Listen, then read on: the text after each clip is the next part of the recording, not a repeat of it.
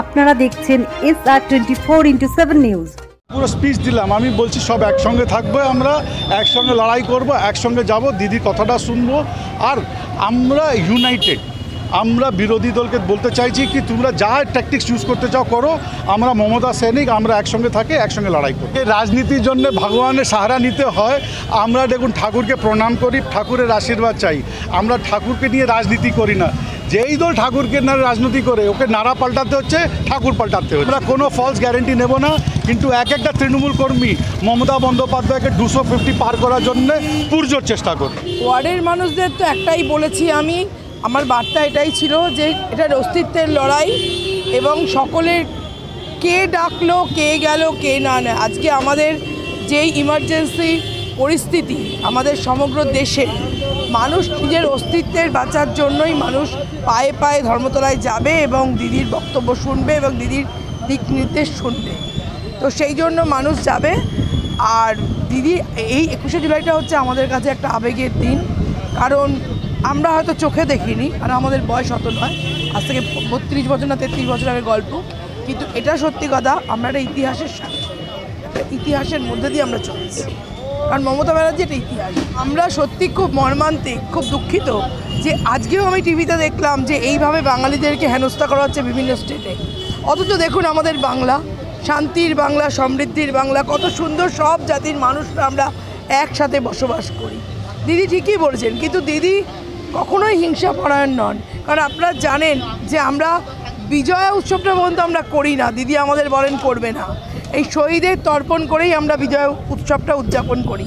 কাজেই আমরা তো কেউ সবাই চুরি পরে বসে নেই, আমাদেরও সহ্যের সীমা যেদিন ভাঙবে সেদিন কিন্তু ভয়ঙ্কর অবস্থা হবে, এটা তো ঠিকই। কিন্তু হ্যাঁ, আমরা বিশ্বাস করি, আমরা মানুষের কাছে কৃতজ্ঞ, কারণ গণতন্ত্রের শেষ কথা বলে মানুষ, তাই দিদি বলেছে।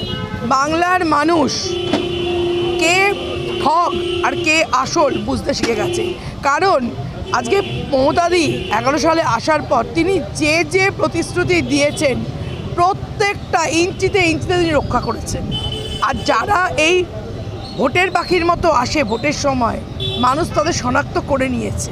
আর ওই যে আবার বললাম, বাংলার মাটি ধৈর্যয় ঘাঁটি, কেউ এখানে ডানা মেলতে পারবে না।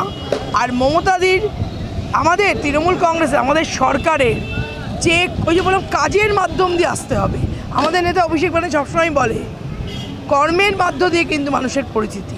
অতএব আমরা একটা জায়গায় নতমস্তক হই, সেটা হচ্ছে মানুষের কাছে।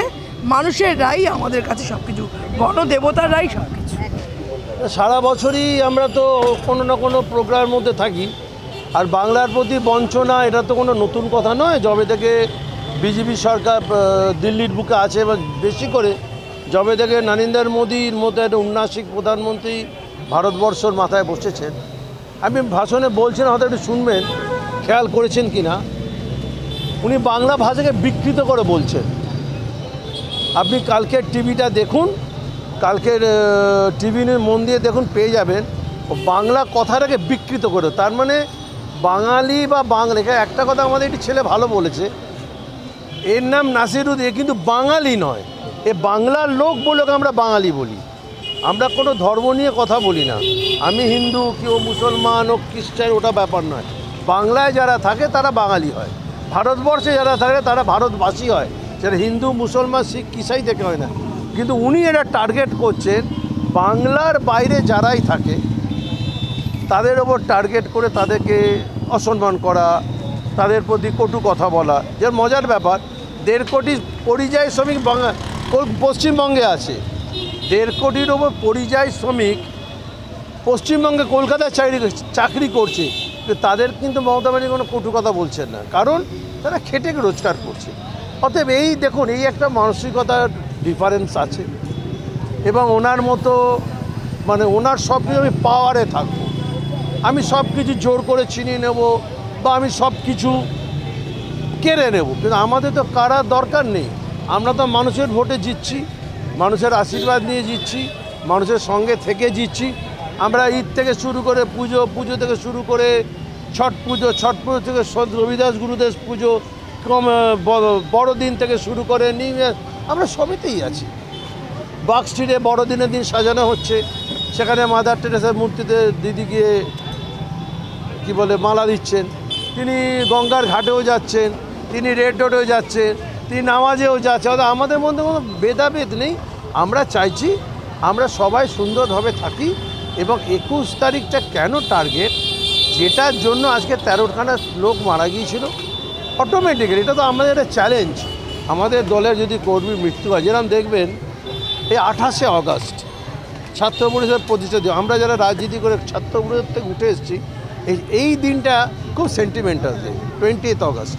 ঠিক সেই রকম আজকের ডেটে আমাদের প্রতি বছর ক্যালেন্ডার খুললে আমরা খুঁজি 21শে জুলাই দিনটা কবে আছে।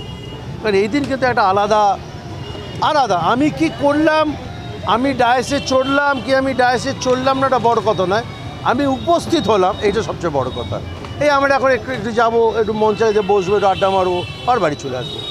এটা একটা অনুভূতি, এটা অন্তর থেকে আসছে, এটা শেখাতে হয়নি। তৃণমূল কংগ্রেস যখন দেরি করে করতে এসছি বা যখন থেকে করতে এসছি তখন থেকে আমি এটা ঠিক করেছি যে তৃণমূলের প্রতিটা ভালো মন্দ সুখ দুঃখ সবার সাথে আমাদের থাকতে হবে। আর 21শে জুলাই আমাদের কাছে একটা সেন্টিমেন্টাল ডে, আমাদের কাছে ইমোশনাল ডে। এই দিন আমাদের ইমোশন কাজ করে, আমরা জল ঝড় তুফান উপেক্ষা করে আমরা হাজির হই।